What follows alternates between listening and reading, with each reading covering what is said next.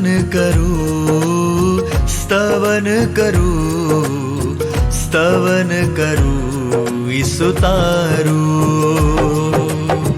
वचन सुनीने ग्रहण करूं सहु, तेने पंथे चालू। स्तवन करूं, स्तवन करूं, स्तवन करूं ईसु तारूं। પ્રિય મિત્રો, નમસ્તે. આજના સ્તવન કાર્યક્રમમાં પ્રસારિત બાઇબલ અભ્યાસમાં આપનું સ્વાગત છે. મને આશા છે કે તમે પ્રભુમાં સુરક્ષિત હશો અને ઈશ્વરના વચનો પર મનન કરવા માટે તૈયાર હશો. તમે જાણો છો કે આ દિવસોમાં આપણે યર્મિયા પ્રબોધક દ્વારા આપવામાં આવેલી ઈશ્વરની ભવિષ્યવાણીઓ પર મનન કરી રહ્યા છીએ, જેમાં ઈશ્વરના શાપ અને યોજનાની જાણ કરવામાં આવી છે. આજે આપણે જોઈશું કે ઈશ્વર પોતાની યોજના પૂર્ણ કરવા માટે કોઈ પણ માનવીનો કેવી રીતે ઉપયોગ કરી શકે છે, પછી ભલે તે માનવી ઈશ્વરને ઓળખે કે ના ઓળખે. ઈશ્વરનું વચન આપણને જણાવે છે કે આપણે તેમના વચનો પર સમજદારીપૂર્વક વિચાર કરવો જોઈએ.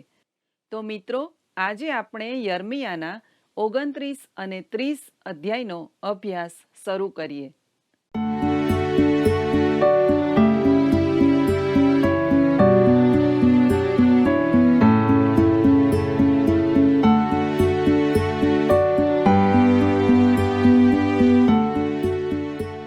વહાલા દર્શક મિત્રો, કેમ છો?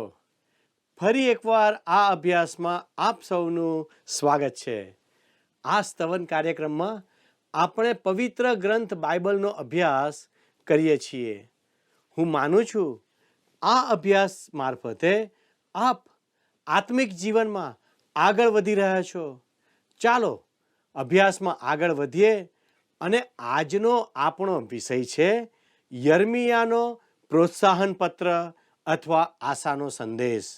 ભલાઓ, યર્મિયા પ્રબોધકનું પુસ્તક તેના 29મા અધ્યાયમાં યહોયાખીન રાજા હતો ત્યારે બંદીવાસમાં લઈ જવામાં આવેલા લોકોને યર્મિયાએ લખેલા પત્રની નોંધ છે. તે તમે બીજો રાજાઓ 24મો અધ્યાય તેની 10 થી 16 કલમમાં જોઈ શકશો. યહૂદિયાના રાજ્યનો સંપૂર્ણ બંદીવાસ 11 વર્ષ પછી થયો તે વિશે બીજો રાજાઓ 25 અને 1માં નોંધ્યું છે. ભલાઓ, યર્મિયા 29 તેની 4 થી 6 કલમમાં ઈશ્વર તરફથી તેઓને જે આદેશ આપવામાં આવે છે તે આપણે વાંચીએ. જે બંદીવાનોને યરૂશાલેમથી બાબિલના બંદીવાસમાં મોકલી દીધા તે સર્વને સૈન્યોનો દેવ યહોવા, ઇસ્રાયેલનો દેવ કહે છે કે તમે ઘરો બાંધીને તેમાં વસો અને વાડીઓ રોપીને તેના ફળ ખાઓ.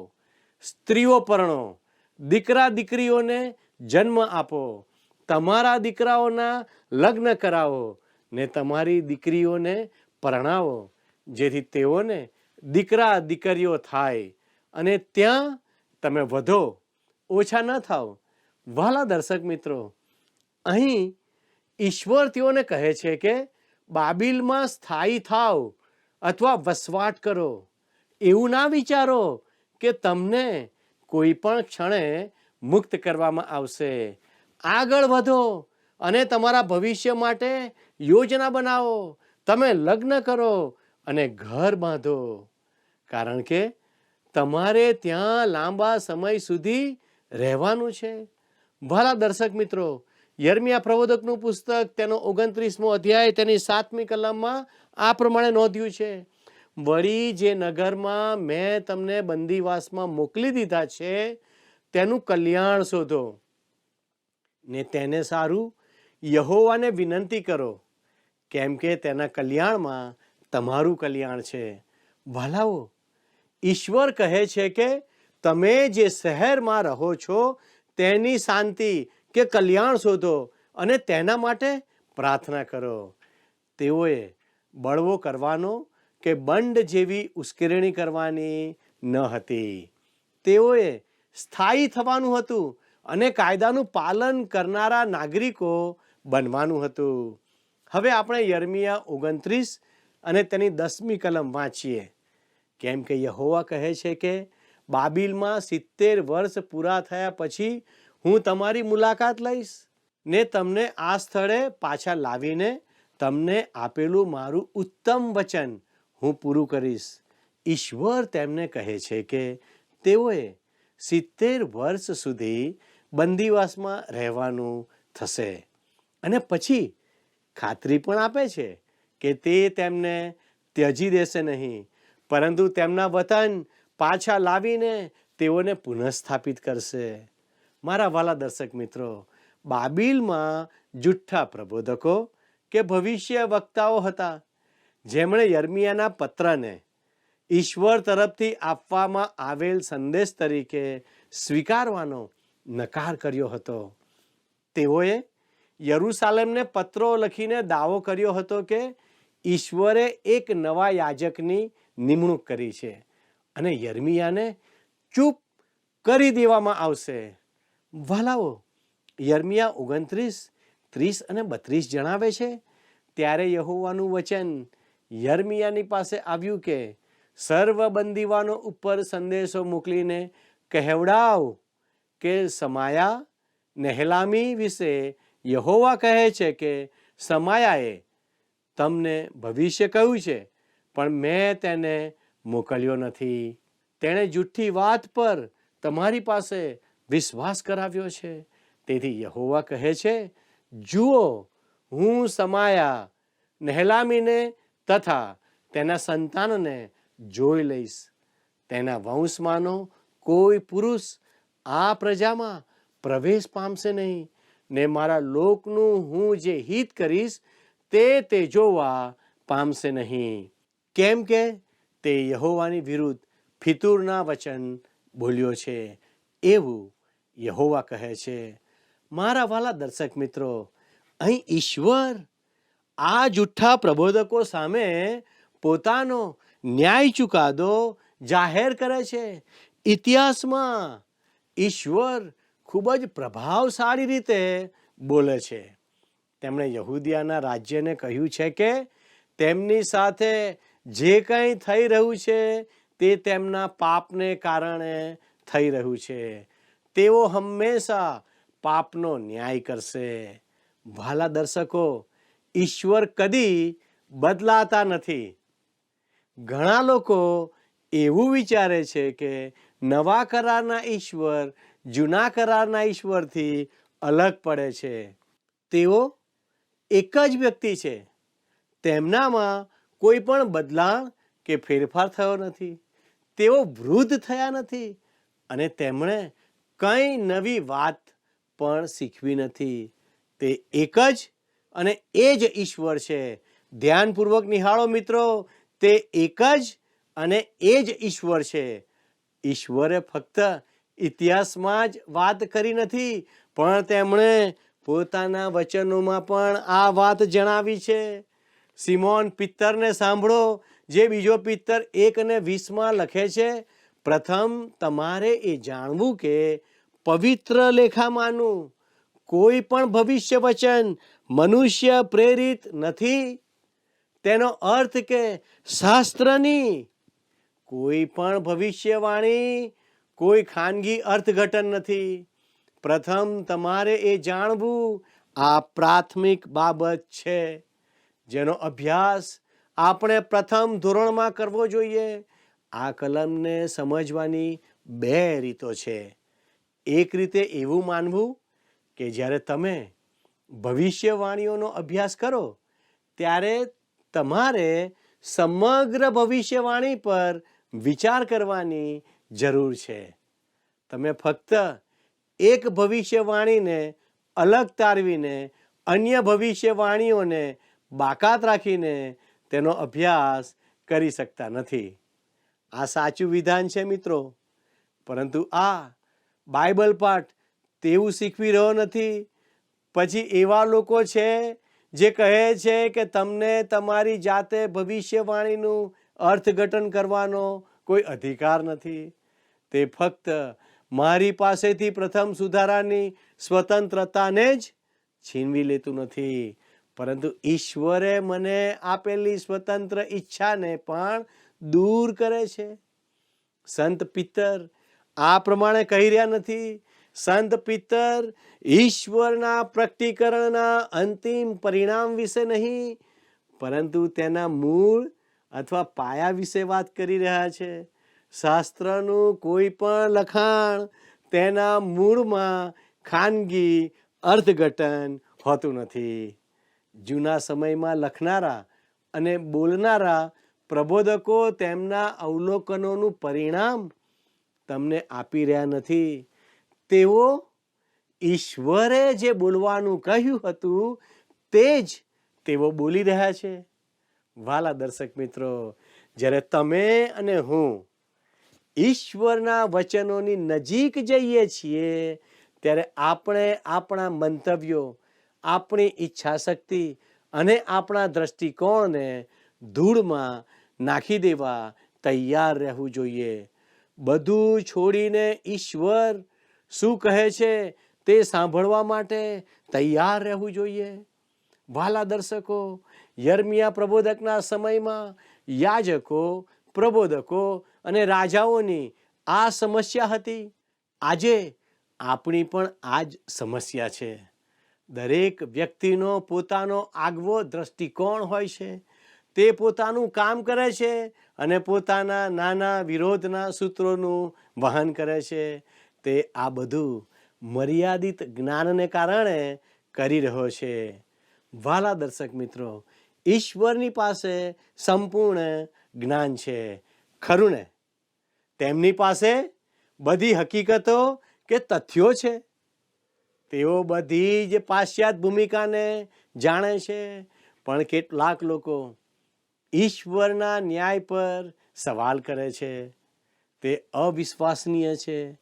સામાન્ય માણસ એમ કહે છે કે પ્રભુ, જો તમે ઉપર છો અને મને ખાતરી નથી કે તમે ત્યાં છો, તો મારા માટે ખાતરી કરવી મુશ્કેલ છે, કારણ કે મારી પાસે વિશાળ બુદ્ધિ છે અને મારી બુદ્ધિ કહે છે કે તમે ત્યાં ઉપર પણ નથી.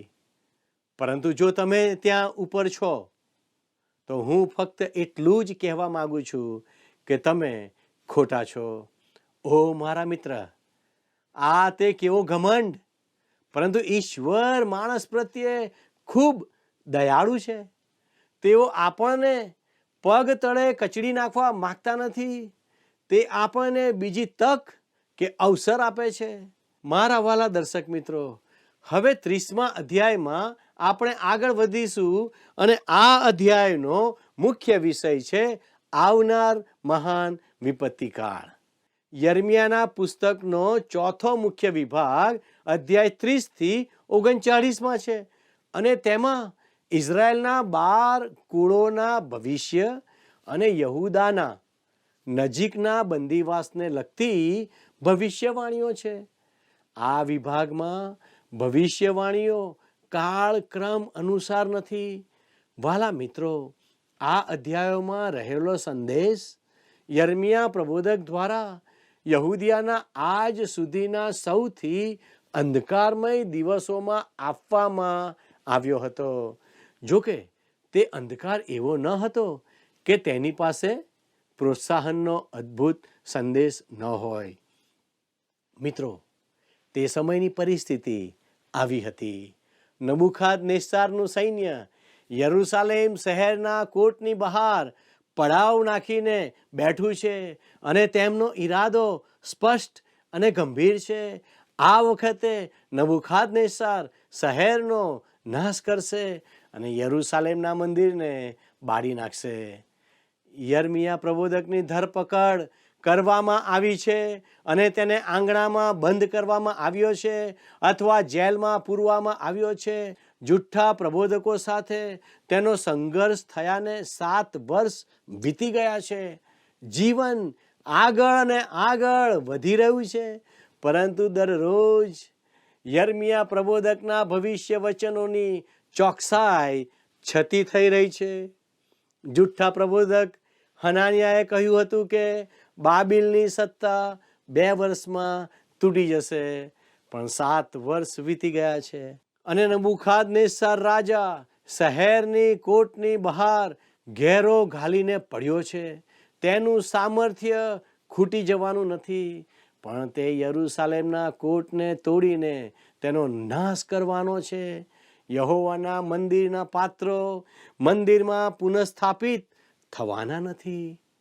યખોનિયા શહેરમાં પાછો આવશે નહીં. યહૂદિયાના રાજ્યનું જીવન ધોરણ સાવ નીચે ઉતરી ગયું છે. યરૂશાલેમ પહેલેથી જ બેબીલોનની છાયા હેઠળ હોવાથી ઈશ્વરના પ્રબોધક યર્મિયાને દેશની પાપી અને બંડખોર વૃત્તિઓને કારણે કેદ કરવામાં આવ્યો છે. આ લોકો ઈશ્વરના વચનો સાંભળવાનો ઇનકાર કરે છે. મિત્ર, શું કોઈ ઘડી આનાથી વધુ અંધકારમય હોઈ શકે? છતાં આ જ સમય હતો જ્યાં યર્મિયા પ્રબોધકના સંદેશની ભવિષ્યવાણી સર્વત્ર ફેલાયેલી હતી. તે હવે અંધકારમાંથી પ્રકાશમાં આવ્યો છે. રાત વીતી જાય પછી સવાર થાય છે. હવે આપણે યર્મિયા પ્રબોધકના 30મા અધ્યાયની 1 અને 2 કલમ વાંચીએ. યહોવા તરફથી જે વચન યર્મિયાની પાસે આવ્યું તે એ કે યહોવા ઇસ્રાયેલનો દેવ કહે છે કે જે વચનો મેં તને કહ્યા છે તે સર્વ તું પુસ્તકમાં લખ. યર્મિયા જેલમાં છે. હવે તે પ્રબોધ કરવાનો નથી, તેથી હવે તે ભવિષ્યવાણી લખી રહ્યો છે. કેમ કે યહોવા કહે છે, જો એવો સમય આવે છે કે જ્યારે હું મારા લોકનો એટલે ઇસ્રાયેલ તથા યહૂદિયાનો બંદીવાસ ફેરવી નાખીશ, અને જે દેશ મેં તેઓના પૂર્વજોને આપ્યો હતો તેમાં હું તેઓને પાછા લાવીશ, ને તે તેઓનું વતન થશે, એમ યહોવા કહે છે. જે વચનો યહોવા ઇસ્રાયેલ તથા યહૂદિયા વિશે બોલ્યો તે આ યહોવા કહે છે કે તમે કહો છો કે અમે કંપારી આવે એવો સાદ સાંભળ્યો છે. તે તો શાંતિનો નહીં પણ ભયનો સાદ છે. પ્રિય મિત્રો, લોકોને યર્મિયા પ્રબોધક તરફથી આ પ્રમાણનો સંદેશ મળ્યો હતો કે શાંતિ નહીં હોય, પરંતુ જુઠ્ઠા પ્રબોધકોએ કહ્યું હતું શાંતિ શાંતિ અને શાંતિ જ હશે, પરંતુ ત્યાં કોઈ શાંતિ ન હતી. યર્મિયા 30:6 અને 7 લખ્યું છે, હવે તમે પૂછી જુઓ કે શું પુરુષને પ્રસવ વેદના થાય? પ્રસૂતાની પેઠે દરેક પુરુષને પોતાના હાથથી કમર દાબતો મેં દીઠો છે. એનું કારણ શું હશે? વળી સર્વના મુખ ફીકા કેમ પડી ગયા છે? હાય હાય, તે દિવસ એવો ભારે છે કે તેના જેવો બીજો કોઈ નથી. તે તો યાકૂબના સંકટનો વખત છે, તો પણ તે તેમાંથી બચશે. વાલા દર્શક મિત્રો, અહીં યર્મિયા પ્રભુના મહાન દિવસને આવતા જુએ છે, જેના વિશે યશાયા સહિત અન્ય પ્રબોધકોએ પણ જણાવ્યું હતું. તેઓએ કહ્યું કે તે અંધકારનો દિવસ હશે, પ્રકાશનો નહીં. લોકો દિવસનો પ્રકાશ જોશે તે પહેલા મહાન વિપત્તિકાળની રાતમાંથી પસાર થશે. વાસ્તવમાં અહીં ઈશ્વર કહી રહ્યા છે, તમે હજી સુધી કંઈ જોયું નથી. મહાન વિપત્તિનો સમયગાળો તમે હાલ જેમાંથી પસાર થઈ રહ્યા છો તેના કરતાં ઘણો ભારે અને ભયંકર હશે. વાલાઓ, યર્મિયા 30:8 અને 9 જણાવે છે કે સૈન્યોનો દેવ યહોવા કહે છે કે તે દિવસે હું તેની જૂંસરી તારી ગરદન પરથી ભાંગી નાખીશ ને તારા બંધનો તોડી નાખીશ. પરદેશીઓ ફરી તેની પાસે સેવા કરાવશે નહીં, પણ તેઓના દેવ યહોવાની સેવા તેઓ કરશે તથા તેઓને સારું તેઓના રાજા તરીકે હું દાઉદને ઊભો કરીશ, તેની સેવા તેઓ કરશે. ભલા દર્શક મિત્રો, આ વચન કહે છે કે મહા મુશ્કેલીના ભયાનક સમયમાંથી ઇઝરાયેલના લોકો ભૂમિ પર પાછા ફરશે. દાઉદને મૃત્યુમાંથી ઉઠાડવામાં આવશે. તેઓ રાજ્ય યુગમાં પ્રવેશ કરશે, ત્યારે તેઓ તેમના પર રાજ કરશે. ભલા દર્શકો, હવે આપણે યર્મિયા 30 અને 18 વાંચીએ. યહોવા કહે છે કે જુઓ, હું યાકૂબના તંબુઓનો બંદીવાસ ફેરવી નાખીશ ને તેના ઘરો પર દયા કરીશ, અને નગર પોતાની ટેકરી પર બંધાશે ને રાજમહેલમાં રજવાડાની રીત પ્રમાણે લોકો વસશે. વાલાઓ, આ પ્રભુનું ખાતરીપૂર્વકનું વચન છે. પણ આ બધી બાબતો ક્યારે બનશે? આ વિશે આપણે પણ વિચાર કરવો જોઈએ. યર્મિયા 30 અને 24 જણાવે છે, યહોવા પોતાના હૃદયમાં સંકલ્પો અમલમાં લાવે અને સિદ્ધ કરે ત્યાં સુધી તેનો ઉગ્ર કોપ શમશે નહીં. પાછલા દિવસોમાં તમને એ વિશેની સમજ પડશે. ભલાઓ, પાછલા દિવસોમાં એટલે આ એક ભવિષ્યવાણી છે જે પૂર્ણ થવાની છે. તે એવા યુગનો ઉલ્લેખ કરે છે જે આપણા સમયમાં હજુ પણ ભવિષ્યમાં આવનાર છે. શું આપણે તેનો સામનો કરવા તૈયાર છીએ? ભલા દર્શક મિત્રો, આવો ઈશ્વરની સહાય માગીને પોતાની જાતને તે માટે તૈયાર કરીએ. આવો આપણે પ્રાર્થના કરીએ. ભલા પરમેશ્વર, અમે તમારો ખૂબ જ આભાર માનીએ છીએ, કારણ કે તમે આ દિવસોમાં તમારા વચન મારફતે અમારી સાથે વાત કરી રહ્યા છો. પરમેશ્વર, તમે એમને મદદ કરો અને તમારી કૃપામાં રાખો. અમારા દરેક દર્શક મિત્રોને તમે સંભાળો, એમના નોકરી ધંધામાં તમારી આશીષ આપો. અમે તમારા હાથોમાં સોંપાતા અમારી આ પ્રાર્થના ઈસુના નામમાં માંગીએ છીએ. આમેન. વહાલા દર્શક મિત્રો, જો આજનું પ્રસારણ આપને ગમ્યું છે, જો આજનો સંદેશ આપની સાથે વ્યવહાર કરે છે, તો હું આપના ફોનની રાહ જોઈ રહ્યો છું. ઈશ્વર આજનો આશીર્વાદ આપ સર્વને આપે, એ જ પ્રાર્થના સાથે હું આપની વિદાય લઉં છું. આમેન. દુનિયાનો તું રચના, મુજનો તું તારણહાર. દુનિયાનો તું રચના, મુજનો તું તારણહાર. શરણે તારા આવું હું, કરજે મારો સ્વીકાર, કરજે મારો સ્વીકાર. દુનિયાનો તું રચના, મુજનો તું તારણહાર. દુનિયાનો તું રચના, મુજનો તું તારણહાર. શરણે તારા આવું હું, કરજે મારો સ્વીકાર, કરજે મારો સ્વીકાર. દુનિયાનો તું રચના.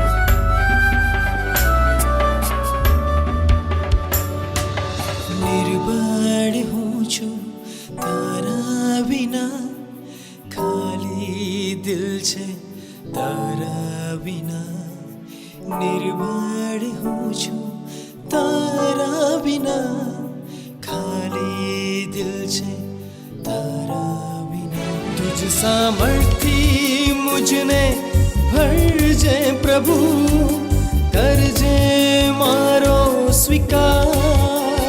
તુજ સામર્થ્ય મુझने ભરજે પ્રભુ, કરજે મારો સ્વીકાર, કરજે મારો સ્વીકાર.